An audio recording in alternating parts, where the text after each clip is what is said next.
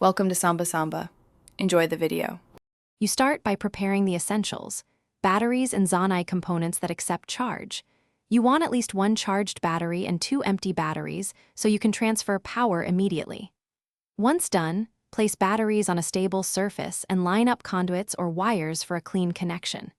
Make sure to carry spare conductive parts, rods, plates, or metal links, because a reliable circuit reduces losses. This early setup shortens trials and prevents miswiring when you begin combining parts. Now assemble the circuit tailored to capacity. Connect multiple batteries in parallel to increase total charge capacity. This keeps voltage stable while adding runtime. Use short conductive links and avoid long chains. Energy leaks increase with distance.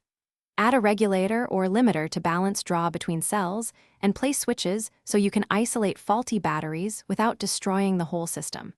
As you fuse components, test charge flow briefly, then adjust link order and spacing to maximize stored power. Finish by sealing all connections and performing a full load test. Run the device until discharged to confirm increased runtime. Measure behavior. If voltage sags, remove the weakest battery and rebalance remaining cells. Parallel arrays tolerate one failure, but series arrays do not. If you encounter sparks, overheating, or immediate failure, cut the circuit, isolate each battery, and test them individually to find the faulty unit. Then replace that single cell and retest the complete array to restore. Thanks for watching. Consider subscribing if we helped you.